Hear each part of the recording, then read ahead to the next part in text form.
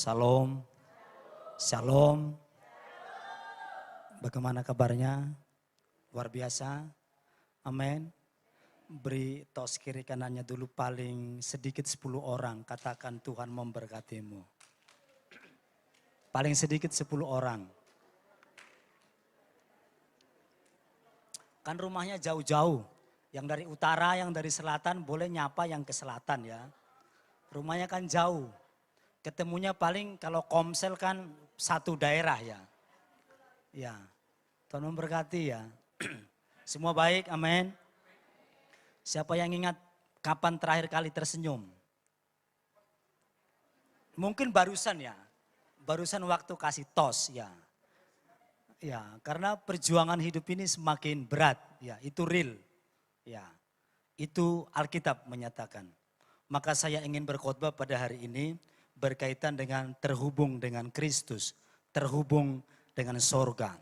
Kalau saudara mau mencatat khotbah ini, saudara bisa buat judulnya, terhubung dengan kerajaan Allah boleh, terhubung dengan sorga boleh, terhubung dengan Kristus boleh. Bapak Ibu saudara-saudara, bagian ini sangat penting menurut hemat saya, karena melihat ada banyak keadaan pada hari ini kekristenan yang tidak mampu terhubung dengan sorga. Yang tidak mampu terhubung dengan Kristus.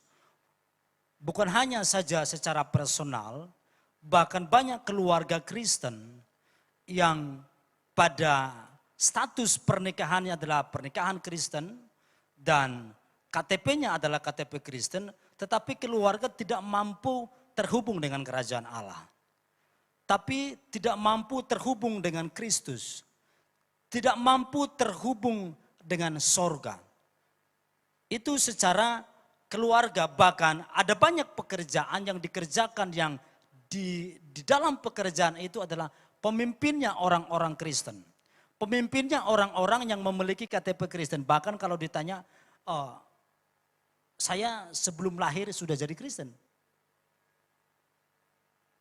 Saya dalam kandungan sudah jadi Kristen. Tapi perjalanan hidupnya tidak memiliki koneksi dengan Kristus. Mari kita perhatikan bagian-bagian ayat yang ditulis oleh firman Tuhan berkaitan dengan hal ini. Mari kita buka Yohanes pasal yang ke-15. Yohanes pasal yang ke-15 ayat yang pertama sampai ayat yang ke-7. Nanti kita akan melihat pada bagian ayat yang keempat menjadi yang kita pelajari pada hari ini.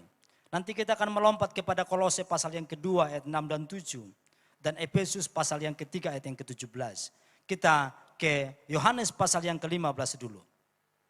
Yohanes pasal yang ke-15 ayat yang pertama sampai ayat yang ke-7. Ya, mungkin slide-nya bisa ayatnya bisa ditampilkan ya. Alkitab mencatat demikian. Akulah pokok anggur yang benar dan Bapakulah pengusahanya. Setiap ranting padaku yang tidak berbuah dipotongnya. Dan setiap ranting yang berbuah dibersihkannya supaya ia lebih banyak berbuah. Kamu memang sudah bersih karena firman yang telah kukatakan kepadamu. Tinggallah di dalam aku dan aku di dalam kamu. Sama seperti ranting tidak dapat berbuah dari dirinya sendiri. Kalau ia tidak tinggal pada pokok anggur, demikian juga kamu tidak berbuah jika kamu tidak tinggal di dalam aku. Aku pokok anggur dan kamulah ranting-rantingnya. Barang siapa tinggal di dalam aku dan aku di dalam dia, ia berbuah banyak. Sebab di luar aku kamu tidak dapat berbuat apa-apa. Barang siapa tidak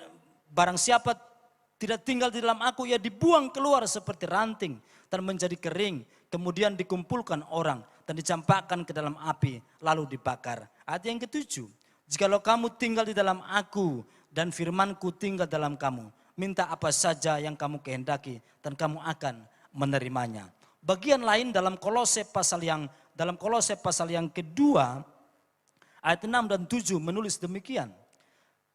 Kolose pasal yang kedua ayat 6 dan 7.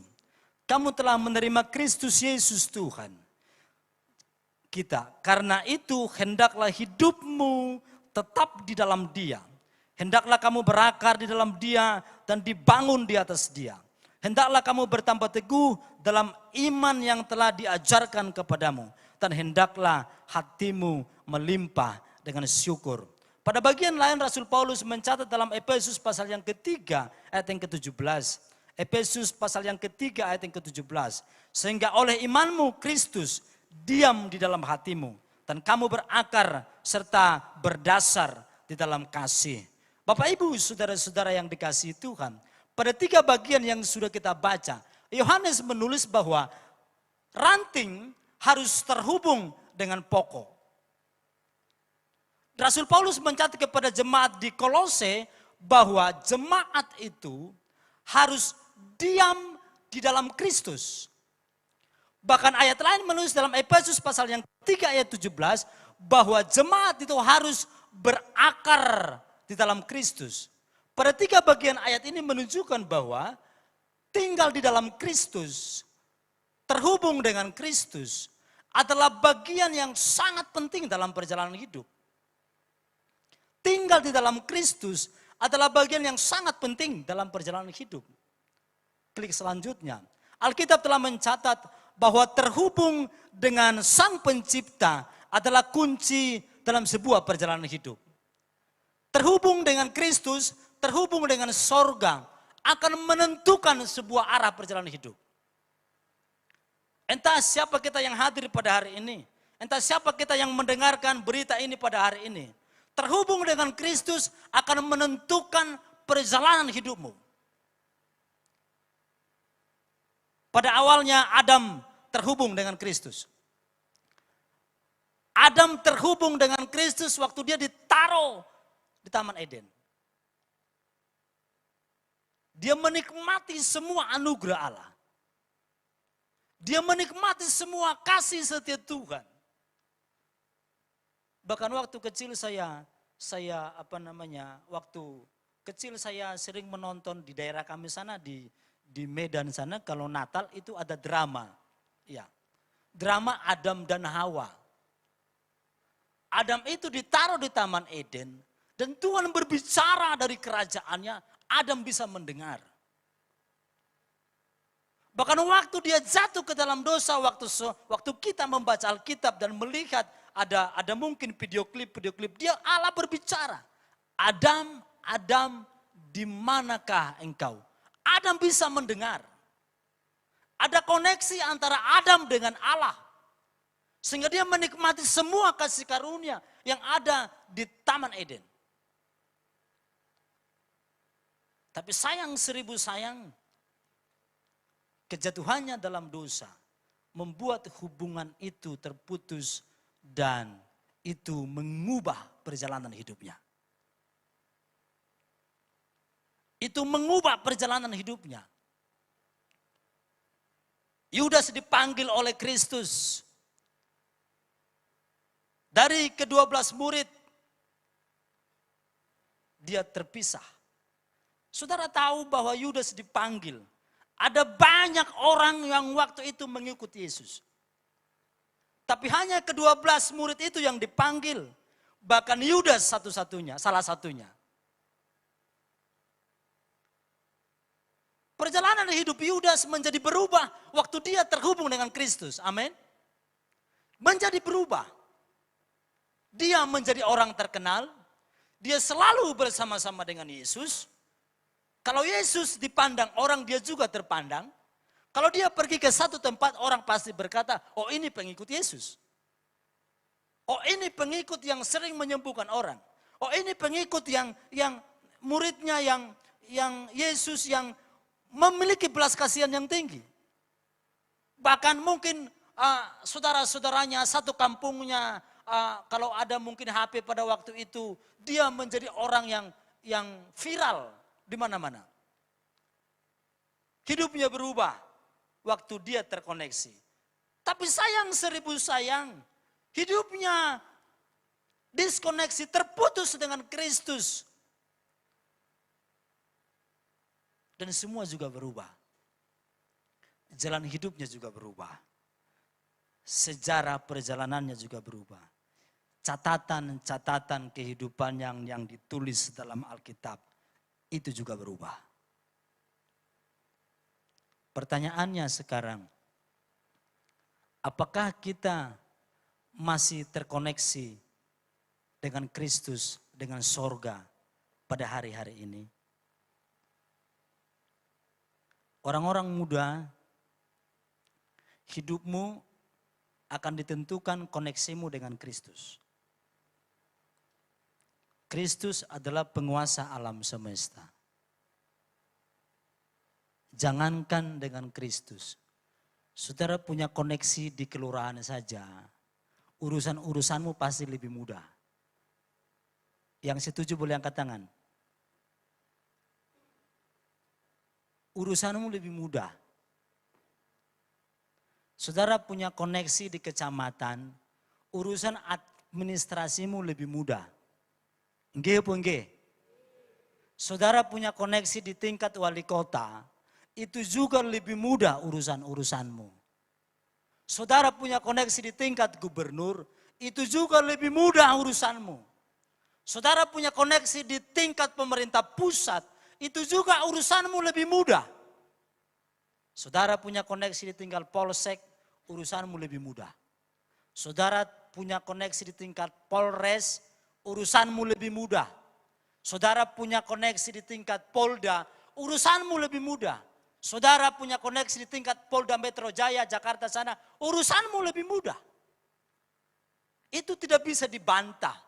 Itu realita kehidupan. Itu sisi manusiawi.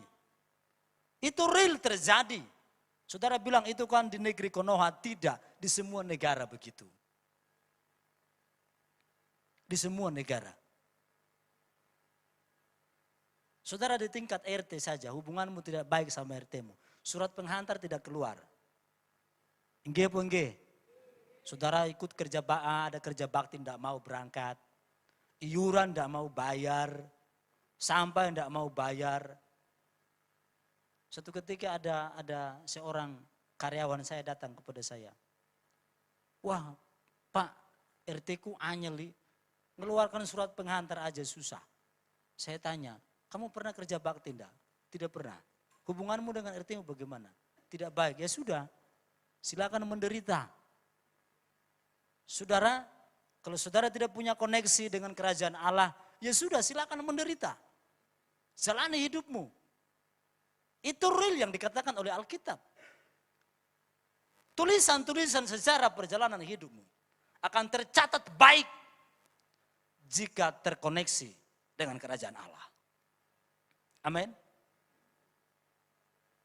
Apa anugerah yang kita terima waktu kita terkoneksi dengan kerajaan Allah? Saya menulis pada poin yang pertama. Saat kita terhubung dengan kerajaan Allah, dengan Kristus, kita memiliki otoritas sorgawi. Katakan otoritas sorgawi. Otoritas sorgawi. Mari kita perhatikan, melihat pembanding ayatnya. Kejadian pasal yang pertama ayat 26 sampai 28. Kejadian pasal yang pertama ayat yang ke-26 sampai 28.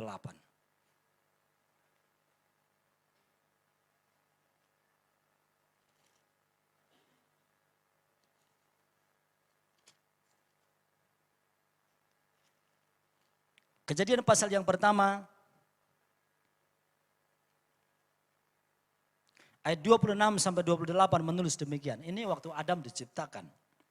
Berfirmanlah Allah, baiklah kita menjadikan manusia menurut gambar dan rupa kita, supaya mereka berkuasa atas ikan-ikan di laut dan burung-burung di udara, dan atas ternak dan atas seluruh bumi dan segala binatang melata yang merayap di bumi.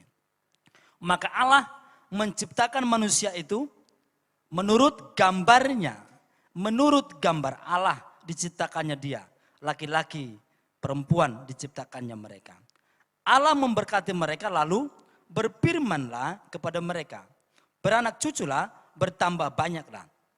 Penuhilah bumi dan taklukkanlah itu. Berkuasalah atas ikan-ikan di laut. Berkuasalah atas ikan-ikan di laut dan burung-burung di udara dan atas segala binatang yang merayap di bumi. Alkitab mencatat dengan jelas pada ayat 28.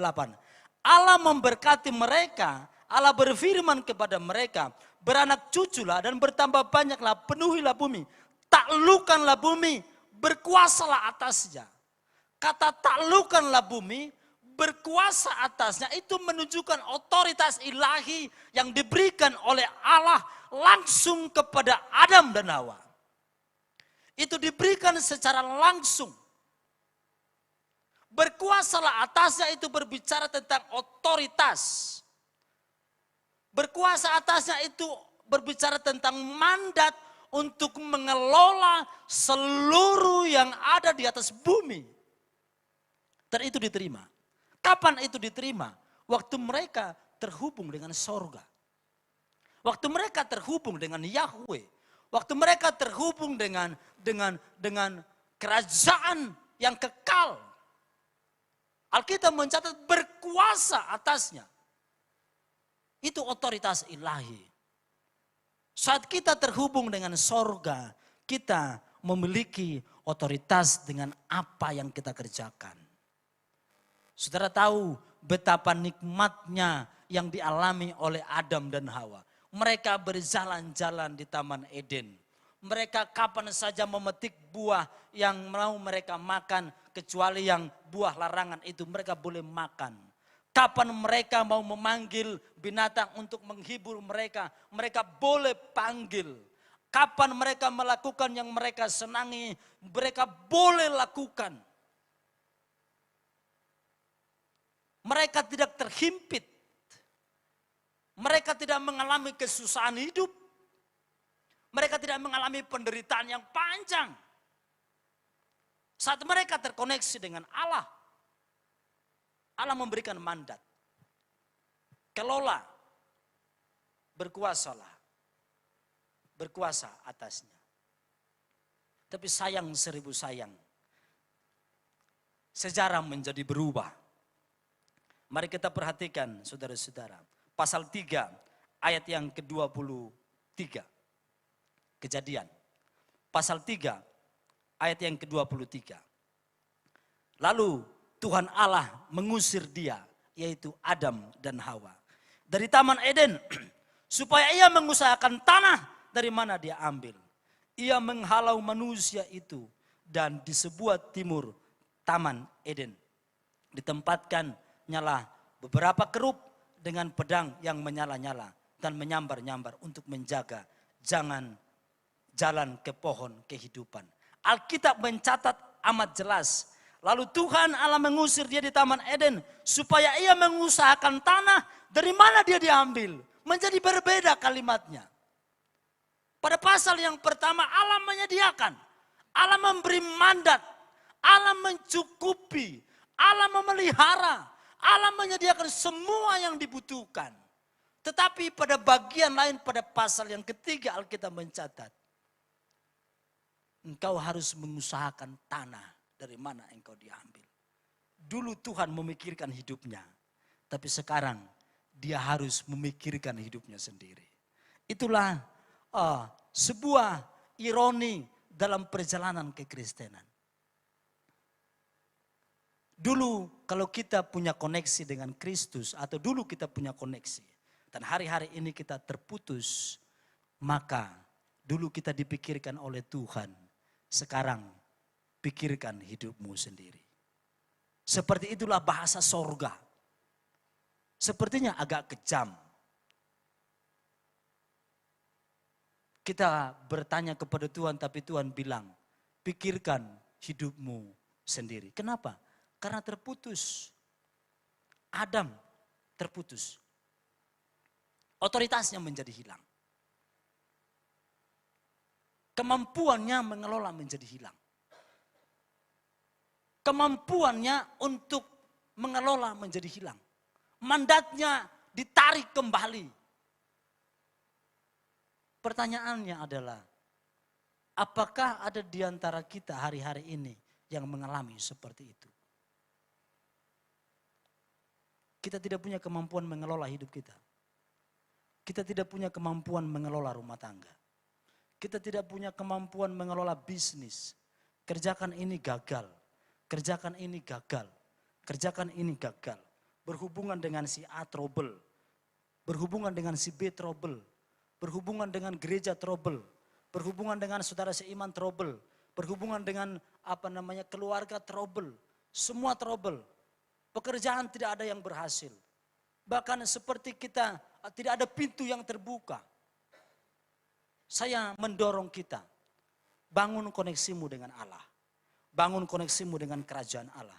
Sehingga saudara memiliki otoritas.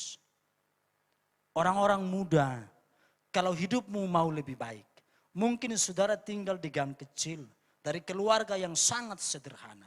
Saudara tahu bahwa di sana Yesus ada, kalau saudara punya koneksi dengan Kristus akan mengubah seluruh perjalanan hidupmu. Katakan amin. Bagian yang kedua, para murid memiliki otoritas saat mereka terhubung dengan Kristus. Para murid memiliki otoritas saat mereka terhubung dengan Kristus. Mari kita perhatikan ayatnya. Kisah Para Rasul pasal yang ketiga, ayat yang pertama sampai ke-10. Kisah Para Rasul pasal yang ketiga, ayat yang pertama sampai ayat yang ke-10. Alkitab mencatat demikian. Pada suatu hari menjelang waktu sembayang, yaitu pukul 3 petang, naiklah Petrus dan Yohanes ke bait Allah. Di situ ada seorang laki-laki yang lumpuh sejak lahirnya, sehingga ia harus diusung tiap-tiap hari. Oleh itu orang itu diletakkan dekat pintu gerbang bait Allah yang bernama Gerbang Indah untuk meminta sedekah kepada orang yang masuk ke dalam bait Allah. Jadi ada seorang yang lumpuh, setiap hari ditaruh di pintu gerbang bait Allah untuk terus meminta belas kasihan dari orang yang lewat di sana. Ketika orang itu melihat bahwa Petrus dan Yohanes hendak masuk ke bait Allah, ia meminta sedekah. Dilihatnya Petrus dan Yohanes. Terus dia meminta sedekah, mengulurkan tangannya atau mungkin mengulurkan mangkok yang dia pegang. Katanya, kasihanilah aku, berilah aku sedikit dari apa yang kamu punya. Mungkin begitulah bahasanya. Berbelas kasihanlah kepadaku. Mereka menatap dia dan Petrus berkata, lihatlah kepada kami. Petrus berkata, lihat kepada kami. Lalu orang itu menatap mereka dengan harapan mendapat sesuatu dari mereka. Si lumpuh itu meminta, menatap dengan penuh dengan harap. Dan lalu tetapi Petrus berkata, emas dan perak tidak ada padaku, tetapi apa yang kupunya kuberikan kepadamu. Demi nama Yesus Kristus orang Nazaret itu, berjalanlah. Lalu ia memegang tangan kanan orang itu dan membantu dia berdiri. Seketika itu juga kuatlah kakinya dan mata kaki orang itu. Ia melonjak berdiri lalu berjalan kian kemari dan mengikuti mereka ke dalam bait Allah. Berjalan, melompat, serta memuji Allah. Seluruh rakyat itu melihat dia berjalan sambil memuji Allah. Lalu mereka mengenal dia sebagai orang yang biasa duduk meminta sedekah di gerbang indah bait Allah. Sehingga mereka takjub dan tercengang tentang apa yang telah terjadi padanya. Bapak Ibu saudara-saudara, waktu seorang pengemis lumpuh itu ada di pintu gerbang bait Allah. Dan Petrus dan Yohanes lewat, dia meminta sedekah. Petrus berkata, aku tidak memiliki apa-apa. Emas dan perak tidak ada padaku. Tapi apa yang kupunya, koneksi yang kupunya, hubungan yang kupunya, kuberikan kepadamu. Demi nama Yesus berjalanlah. Sejak saat itu orang lumpuh itu berjalan dan melompat. Ada otoritas di dalam diri Petrus waktu dia terhubung dengan Kristus. Maka dia berani berkata demi nama Yesus karena dia punya koneksi. Dia berani berkata demi nama Yesus karena dia punya hubungan yang baik dengan kerajaan Allah. Waktu Petrus dihadapkan dengan sebuah keputusan yang sulit waktu dia melihat Yesus disalib. Dia memutus koneksinya dengan Kristus. Dia berkata, aku tidak mengenal dia. Terus apa yang dilakukan? Dia pergi kembali. Dia kembali sebagai penjala ikan. Saudara baca Alkitab. Sejak dia memutuskan koneksi dengan Kristus. Tidak ada Alkitab mencatat bahwa Petrus menyembuhkan orang lumpuh. Menyembuhkan orang sakit. Betul apa betul? Tidak ada. Kenapa demikian? koneksinya terputus. Sudah selesai. Otoritasnya hilang. Tapi waktu dia bersama-sama dengan Yesus, dia diutus oleh Kristus. Dia menyembuhkan orang sakit, dia mengusir setan. Tapi setelah koneksinya terputus, tidak lagi ada catatan itu. Tapi setelah dia kembali membangun hubungan yang baik, dia berkata, emas dan perak tidak ada padaku, tapi demi nama Yesus berjalanlah. Maka si lumpuh itu berjalan dan dia melompat-lompat kegirangan. Bapak ibu saudara-saudara yang dikasihi oleh Tuhan. Saudara mungkin dia punya apa-apa. Dia punya banyak uang menyekolahkan anak. Dia punya warisan. Bukan penikmat warisan. Tapi saudara punya Yesus. Orang-orang tua bisa berkata kepada anaknya, anakku, emas dan perak tidak ada padaku. Tapi demi nama Yesus, sukseslah. Amin. Amin. Orang-orang tua mungkin dia punya uang banyak untuk melakukan sesuatu untuk mengubah perjalanan hidup. Tapi saudara bisa berkata, anak-anakku, emas dan perak tidak ada padaku. Harta tidak ada, rumah tidak ada. Rumah juga hanya ngontrak atau tinggal di gang yang sangat sempit. Tapi saya berbicara, apa yang ada padaku, yaitu koneksi dengan Kristus, demi nama Yesus, berubahlah hidupmu, sukseslah engkau. Orang-orang muda juga bisa berkata demikian. Saya tidak punya apa-apa. Tapi demi nama Yesus, sukseslah hidupku. Katakan kepada dirimu. Satu ketika saya melayani anak-anak jalanan. Kurang lebih mungkin 2011. Yohanes belum menikah ya. Dulu yang sering ikut saya itu Egi sama Joko Sunar ya.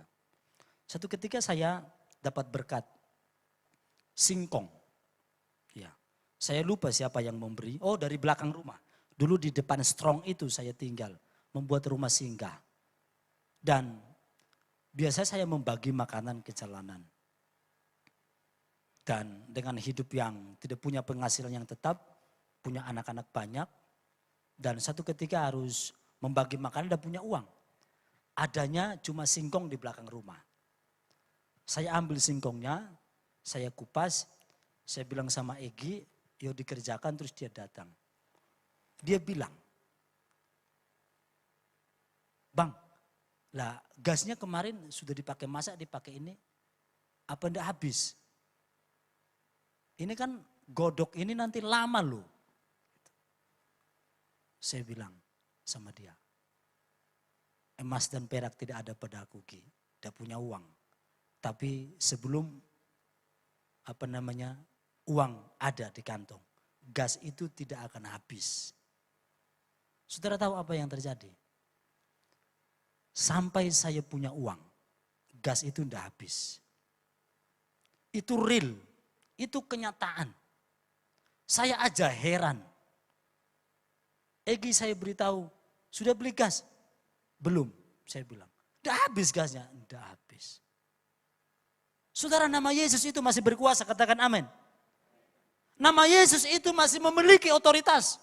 Kalau saudara terkoneksi dengan Kristus, maka semua akan menjadi lebih baik. Akan jauh lebih baik perjalanan hidupmu. Akan jauh lebih manis. Seberapa rusaknya pun kehidupan kita, saat kita kembali terhubung dengan Kristus, semua akan jauh lebih baik. Katakan amin untuk itu.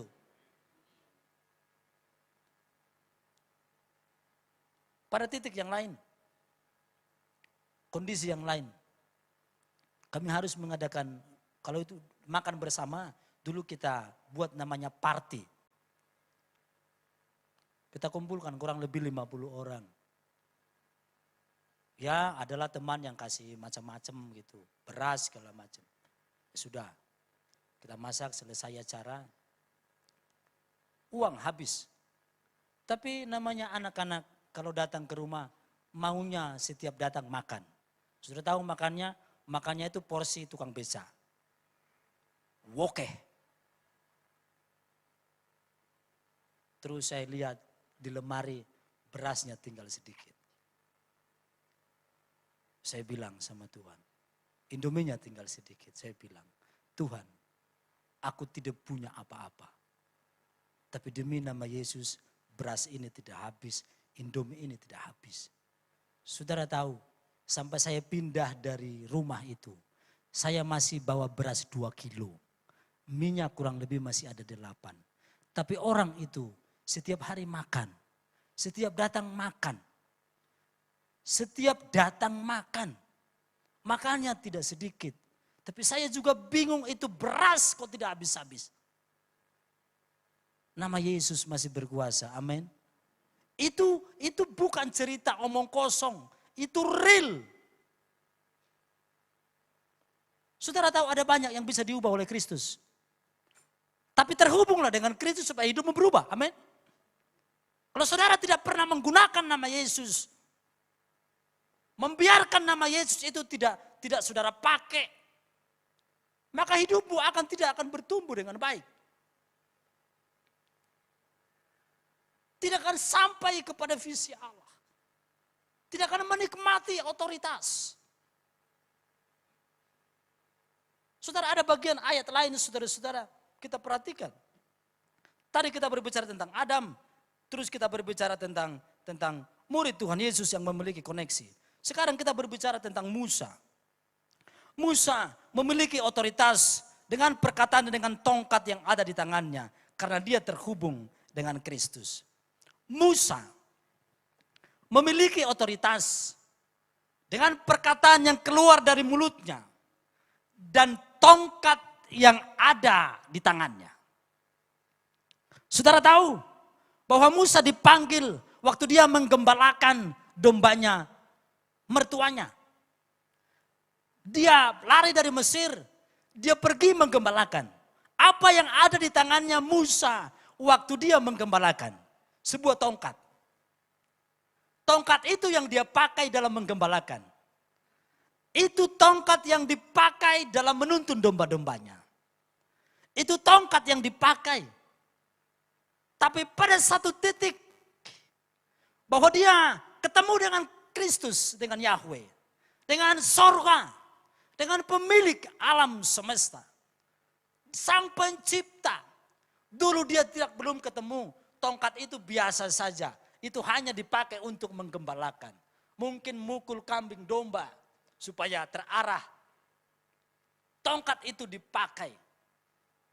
Tapi ada titik yang mencatat bahwa kehidupannya berubah catatan sejarahnya. Waktu dia ketemu dengan Yahweh. Dia melihat di sebuah padang ada api. Terus dia mendekat.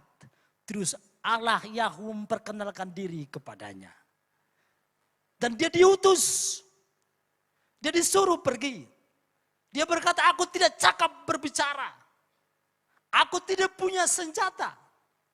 Dia punya banyak alasan untuk menolak. Tapi Allah terus supaya dia diutus. Pada titik tertentu Bapak Ibu saudara-saudara. Pada Keluaran pasal yang ke-7 ayat 8 sampai 13. Tongkat itu menjadi ular. Dan melahap semua ular yang dibuat oleh Raja Mesir. Penyihir-penyihir di sana dikalahkan dengan tongkat. Tongkat yang mana? Tongkat yang dipakai menggembalakan. Saat terhubung dengan Kristus maka tongkat itu menjadi punya otoritas. Amin. Menjadi punya kuasa. Dulu hanya dipakai untuk menggembalakan. Tidak ada hubungan dengan Kristus. Tidak ada hubungan dengan Yahweh. Tapi saat Musa terhubung, maka tongkat itu bisa menjadi ular dan memakan semua ular yang dibuat oleh Raja Mesir.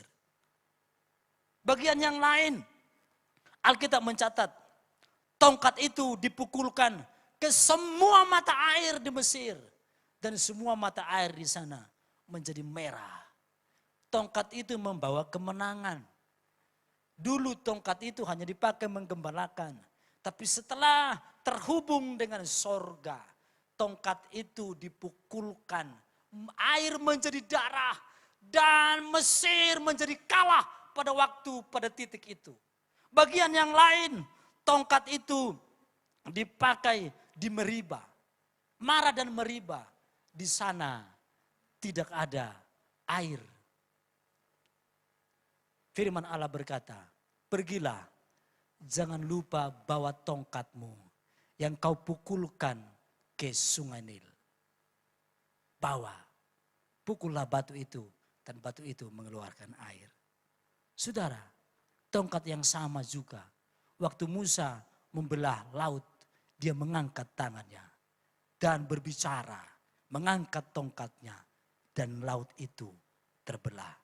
Saudara yang dikasihi oleh Allah, otoritas yang kita terima dari Allah itu sungguh-sungguh berpotensi untuk mengubah seluruh perjalanan hidup kita. Tapi ingat, otoritas itu kita terima waktu kita terhubung. Waktu kita terhubung. Hidup yang sama. Saudara tidak perlu hidup seperti orang lain. Karena anak muda ada banyak ikuti idolanya. Sampai mengubah cara berpakaian, cara segala macam. Supaya diterima, supaya segala macam. Ibu-ibu tidak perlu ikut cara hidup orang lain di arisan saudara. Tidak perlu. Hiduplah sesuai aturan Tuhan, amin. Bangun koneksimu dengan Kristus. Itu jauh lebih baik. Hidup yang dulu yang rusak. Kalau kembali terhubung dengan Kristus akan jauh lebih baik. Musa dan tongkatnya dan perkataannya tidak pernah memiliki otoritas. Tidak pernah memiliki otoritas sebelum dia berhubungan dengan Kristus. Ketemu dengan Yahweh. Tapi sejak pertemuan itu, sejarahnya berubah. Sejarah perjalanannya berubah. Terhubung dengan Kristus adalah bagian yang paling penting dalam perjalanan hidup kita. Bagian yang kedua, terhubung dengan Kristus akan membuat kita kuat dalam perjalanan hidup ini. Terhubung dengan Kristus akan membuat kita kuat dalam perjalanan hidup ini. Ayub pasal yang ke-7, ayat yang pertama sampai ayat yang kedua. Ayub pasal yang ke-7, ayat yang pertama sampai ayat yang kedua. Mari buka ayatnya. Bukankah manusia harus bergumul di bumi dan hari-harinya seperti hari-hari orang upahan? Ayat yang kedua. Seperti kepada seorang budak yang merindukan naungan. Seperti kepada orang upahan yang menanti-nantikan upahnya. Manusia itu hidupnya bergumul. Manusia itu hidupnya bergumul. Amin. Dalam terjemahan lain saya baca firman Allah yang hidup. Betapa beratnya perjuangan hidup manusia. Hidupnya lama dan penuh kesukaran. Seperti hidup seorang budak. Seperti seorang pelayan yang sangat merindukan berakhirnya hari.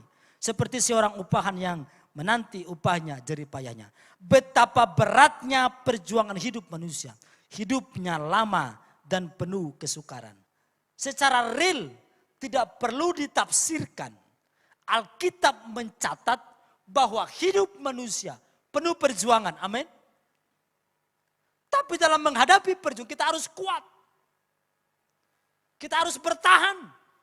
Kita harus survive. Bahkan kita harus naik. Hidup ini tidak mudah. Saudara tahu database yang dikeluarkan oleh kementerian bahwa lebih dari 70% masyarakat Indonesia bergumul pada titik dasar kebutuhan fisik.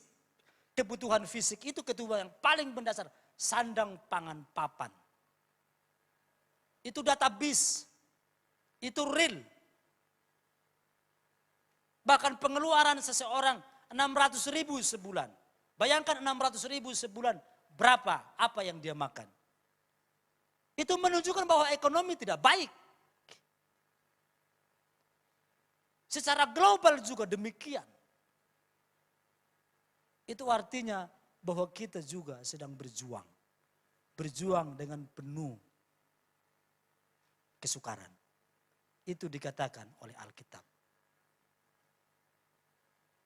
Hari-hari ini jembatan Bajem, jembatan Juruk laris, sering viral.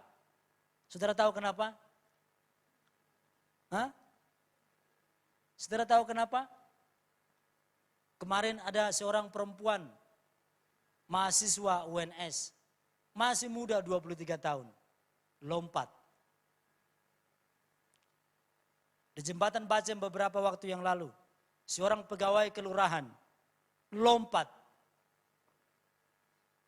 Ada banyak kejadian. Beberapa kali saya kalau makan di luar atau naik Gojek, tanya tukang Gojeknya, bagaimana Pak? Wah, tidak mudah Pak sekarang. Dunia ini akan terus berubah. Dan perubahannya pasti tidak baik. Karena itu ditulis oleh Alkitab dalam Timotius akhir zaman. Semua akan lebih buruk. Tapi kalau kita terhubung dengan Tuhan, Tuhan akan memberikan kita kekuatan. Amin. Kita seperti terima infus. Kita seperti dapat kekuatan baru. Menghadapi tantangan-tantangan hidup. Alkitab mencatat dalam Yesaya 40 ayat 29 sampai ayat yang ke-31. Yesaya 40 ayat 29 sampai 31. Dia memberi kekuatan kepada yang lelah dan menambah semangat kepada yang tidak berdaya. Orang muda menjadi lelah dan lesu dan taruna-taruna jatuh tersandung. Tetapi orang-orang yang menanti-nantikan Tuhan mendapat kekuatan baru. Mereka seumpama Raja Wali yang naik terbang dengan kekuatan sayapnya. Mereka berlari dan tidak menjadi lesu. Mereka berjalan dan tidak menjadi lelah. Bapak Ibu saudara-saudara, orang-orang yang terkoneksi dengan Kristus akan mendapat kekuatan baru. Amin.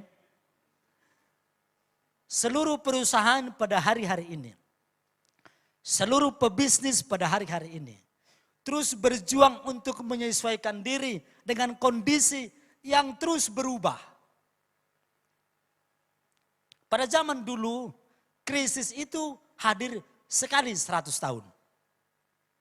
Sekali 100 tahun krisis. Sekali 100 tahun krisis. Terus gelombangnya semakin cepat. Gelombangnya semakin cepat.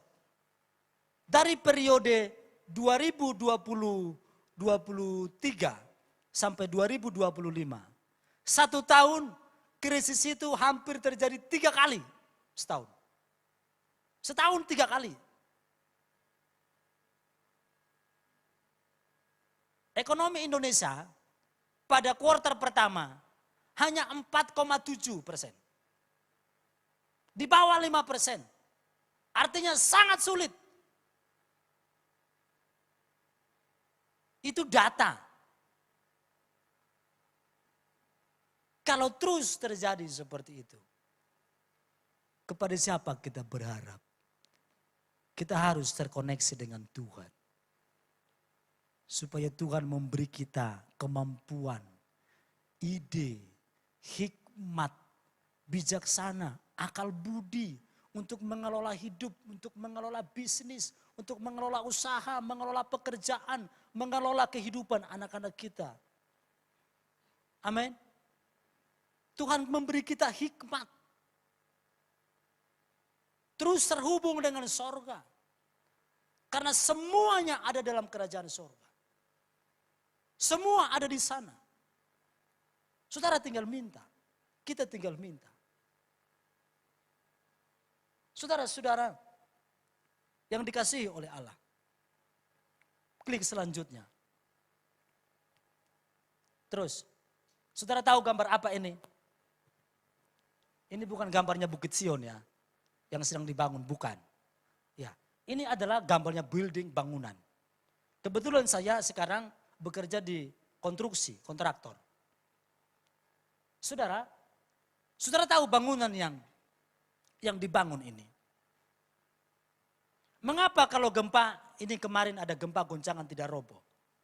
Saudara, bangunan yang kuat adalah di mana seluruh konstruksinya terhubung dengan pondasi. Membuat bangunan tahan terhadap semua goncangan. Semua terikat, kekuatannya ada. Semua terikat. Pondasi hidup kita adalah Kristus. Barang siapa yang mendengar perkataanku dan melakukannya, dia sama seperti orang yang membangun rumahnya di atas batu. Apabila angin datang, hujan datang, goncangan datang, banjir datang, maka rumah itu tidak pernah menjadi roboh. Tapi orang yang mendengar perkataanku dan tidak melakukannya, dia sama seperti orang bodoh yang membangun rumahnya di atas pasir. Apabila hujan datang, angin datang, banjir datang, maka hebatlah kerusakannya. Sebuah bangunan yang terkoneksi dengan pondasinya akan tetap kokoh, akan tetap kuat. Apapun yang datang menghampiri. Amin. Saudara tahu bangunan di Jepang. Jepang dikenal dengan konstruksi yang sangat bagus berkaitan dengan anti gempa. Karena di sana itu gempa bisa sehari bisa 3 kali. Selalu ada simulasi. Saudara tahu di sana bisa bangunan bisa menari. Tidak roboh. Goyang hanya begini saja. Kenapa? Karena terkoneksi. Karena bangunannya, strukturnya diatur sedemikian rupa. Sehingga kuat.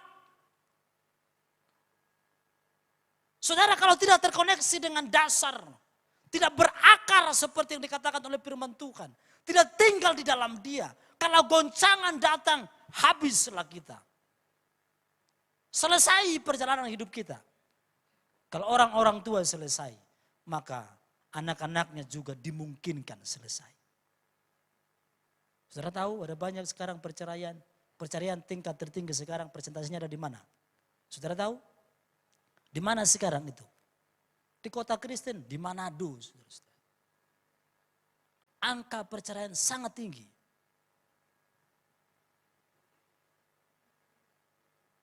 KTP-mu tidak menentukan engkau baik-baik saja. Yang menentukan engkau baik adalah koneksimu dengan sorga. Amin. Bangun hubunganmu. Kalau bangunanmu baik, apapun yang datang menghampiri, maka goncangan boleh ada, tantangan boleh datang, hidup boleh makin berat, tapi Tuhan akan memberikan kita hikmat untuk bertahan. Amin. Amin. Klik selanjutnya. Hidup dengan disconnected dengan Allah akan membuat hidup kita tidak bisa berfungsi dengan semestinya. Saudara punya HP? Boleh angkat yang punya HP. Yang punya HP, yang bawa HP-nya. Iya. Yang punya nomor saya boleh angkat tangan. Yang punya nomor saya. Iya. Iya. Mungkin Pak Manik ya. Punya nomor saya ya. Saya minta ditelepon. Supaya saudara tahu koneksinya. Minta ditelepon, bawa HP toh? Ya saya minta ditelepon. Ini HP saya dan dia terhubung dengan internet dan dia punya nomor saya. Saya minta ditelepon.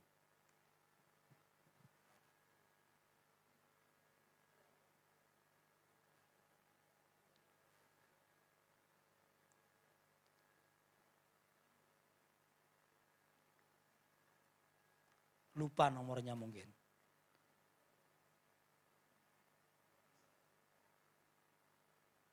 Sudah? Saudara karena saya silent tapi ini berbunyi. Ini hidup. Jadi dia nelpon saya kasih suara ya.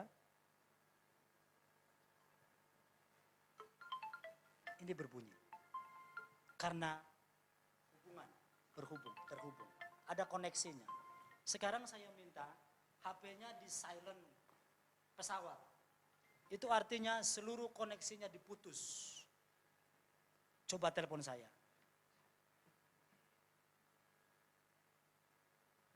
Sudah telepon? Di silent, di internet mode pesawat. Saudara tahu, mode pesawat itu akan memutus semua hubungan internet. Saat kita ditelepon, tidak akan bisa. Pasti muncul di sana, Anda tidak terhubung dengan internet, diskoneksi. Kalau saudara tidak terhubung dengan surga, saudara mau telepon sampai dengkelen, sampai ayam tumbuh gigi, tidak akan sampai. Saudara tidak punya hubungan dengan surga, koneksimu kamu putus, saudara telepon ke surga dengan seluruh kekuatanmu, tidak akan pernah sampai ke surga. Kenapa? Diskoneksi, terputus. Apa tadi yang bisa memutus? Ya kehidupan yang tidak baik, kehidupan yang tidak benar, lari dari Tuhan. Adam melanggar hukum Tuhan. Para murid pergi meninggalkan Yesus, kembali menjadi penjala ikan. Itu yang membuat terputus. Sehingga kekuatannya menjadi hilang. Kemampuannya menjadi hilang. Akal sehatnya menjadi hilang. Hikmatnya menjadi tidak ada. Akal budinya menjadi hilang. Maka saya mendorong kita. Saudara kalau mau memiliki otoritas, terhubung dengan surga. Amin.